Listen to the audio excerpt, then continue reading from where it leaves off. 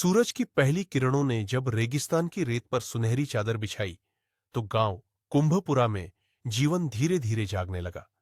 मिट्टी की महक, बैलों की घंटियां और मंदिर से आती आरती की धुन के बीच एक युवा अधिकारी की मां, द्रौपदी देवी, अपने बेटे की वर्दी को सहेज रही थी।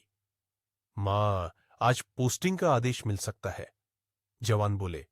अमर सिंह राठौर, 25 वर्षीय युवा अधिकारी, जिसकी आंखों में सेवा की चमक और दिल में मातृभूमि के लिए कुछ कर गुजरने की आग थी। उनके पिता भैरव सिंह खुद एक स्वतंत्रता सेनानी रह चुके थे। बेटा, देश की सेवा में जो जाएगा वो पूजनीय कहलाएगा, मां ने उसके माथे पर तिलक लगाते हुए कहा। अमर की पोस्टिंग अरुणाचल प्रदेश के तवांग सेक्टर में हुई।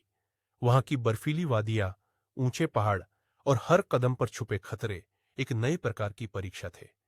चीनी सेना ने अचानक सीमा पार कर तवांग पर हमला बोल दिया।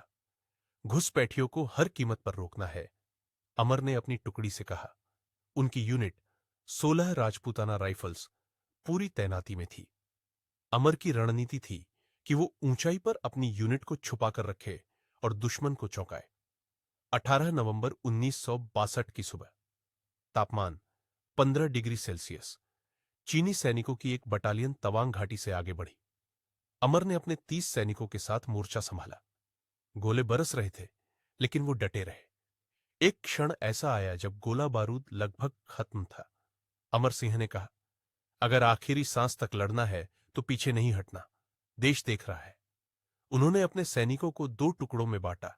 एक छिपकर गोलियां चलाता रहा, दूसरा छापा मारता रहा। पर अचानक एक गोला अमर के पास फटा। वो गंभीर रूप से घायल हो गए, लेकिन गिरते गिरते भी उन्होंने एक ग्रेनेड फेंका, जिसने दुश्मनों के वाहन को उड़ा दिया। अगले दिन कुंभपुरा गांव में एक जीप रुकी। अधिकारी ने एक तिरंगे में लिपटा बक्सा द्रौपदी देवी को सौंपा। कैप्टन अमर सिंह राठौर, मरणोपरांत वीर चक्र। मां ने अपने आंसू पोंछते हुए कहा, मेरा बेटा अमर था, अमर रहेगा। उसकी परंपरा कोई तो आगे बढ़ाएगा। अमर सिंह का बेटा विक्रांत उस समय सिर्फ 5 साल का था, पर उस दिन से वो सिर्फ पिता की कहानी नहीं सुनता, उसे जीने का व्रत लेता है। पिता की तरह मैं भी फौजी बनूंगा, दुश्मन के सामने सिर झुकने नहीं दूंगा।